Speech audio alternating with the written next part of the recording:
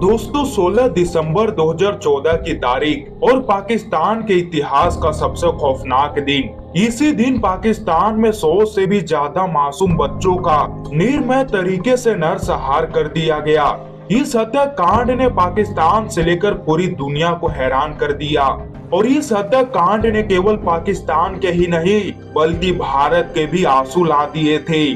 और इस हत्याकांड को अंजाम भी कौन दिया, जिसे जानने के बाद आप खुद हैरान हो जाएंगे। और इसी पर एक कहावत है कि अगर अपने आंगन में सांप पालोगे तो जरूरी नहीं है कि वो सांप केवल पड़ोसियों को ही काटे, कभी कभी वो सांप अपने को भी काट सकता है। और यही हुआ पाकिस्तान के साथ। दरअसल जिस आतंकवादियों को पाकिस्तान अपने ही घर में बढ़ा रहा था, वही आतंकवादी पाकिस्तान के साथ ऐसा कर सकता है, ये पाकिस्तान कभी सोचा नहीं होगा। और उन्हीं आतंकवादियों ने निर्मम तरीके से 100 से भी ज्यादा बच्चों का नरसंहार किया। इस नरसंहार पर केवल पाकिस्तान ही नहीं बल्कि भारत के भी आंसू आ गए थे। तो दोस्तों चलिए जानते हैं पेशावर स्कूल नरसंहार की पूरी कहानी, जिसे जानने के बाद आपके पैरों तले जमीन खिसक जाएगी। तो दोस्तों अगर आपको ऐसे ही क्राइम की स्टोरी पसंद है तो हमारे वीडियो को लाइक करके चैनल को सब्सक्राइब जरूर करिएगा। 16 दिसंबर साल 2014 इसी दिन पाकिस्तान को एक ऐसा जख्म मिला जिसे पाकिस्तान कभी मिटा नहीं सकता है।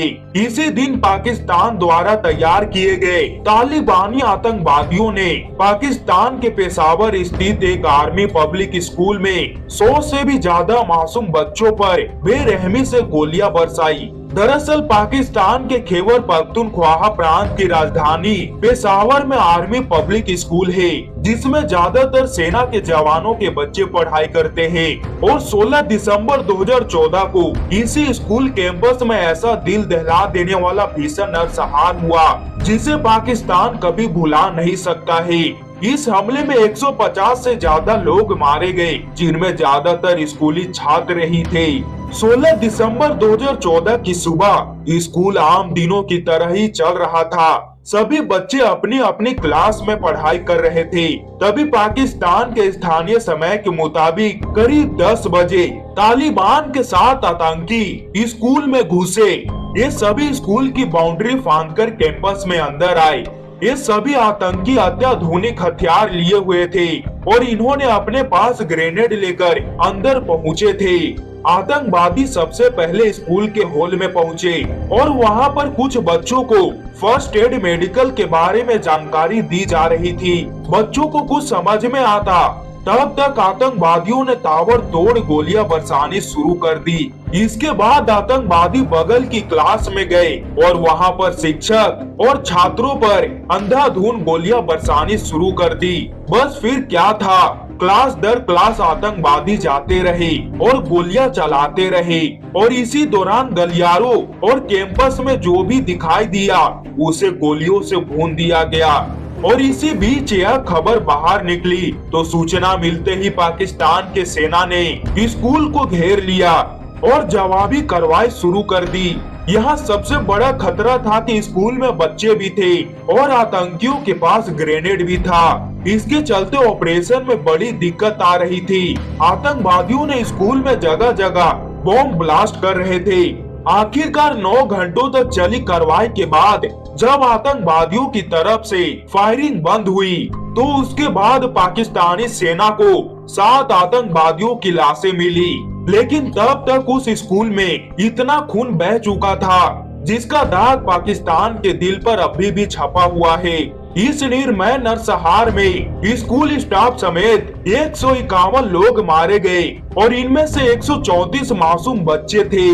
लेकिन इन बच्चों की मौत ने पाकिस्तान से लेकर पूरी दुनिया को हिलाकर रख दिया।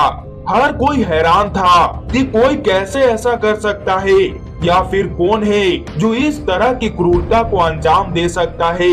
लेकिन इसी दौरान पाकिस्तान में एक ऐसा भी खबर चल रहा था कि इस हत्याकांड के पीछे भारत का हाथ है। लेकिन जब सच्चाई सामने आई तो पाकिस्तान के आवाम से लेकर पाकिस्तानी सेना तक हिल चुकी थी। हमले की जिम्मेदारी तारीख तालिबान पाकिस्तान टीटीपी ने ली थी। ये संगठन उसी अफगान तालिबान की पाकिस्तानी शाखा था जिसे कभी पाकिस्तानी सेना ने खुद ही सोवियत रसिया से अफगानिस्तान में लड़ने के लिए तैयार किया था। जिस पाकिस्तान ने इस्लामिक हुकूमत की स्थापना के लिए तैयार किया ये आतंकवादी, उस दिन वही संगठन उसके लिए काल बन गया और अपने ही लोगों को मारना चालू कर दिया। केवल इतना ही नहीं, इस बार तो मासूम बच्चों तक को निशाना बनाया गया जिनका दुनियादारी से कोई वास्ता भी नहीं था। और दोस्तों, अगर आपको ऐसे ही क्राइम की स्टोरी पसंद है तो हमारे वीडियो को लाइक और चैनल को सब्सक्राइब करके बेल आइकन को ऑल जरूर करिएगा ताकि हमारी वीडियो सबसे पहले आप तक पहुंच पाए।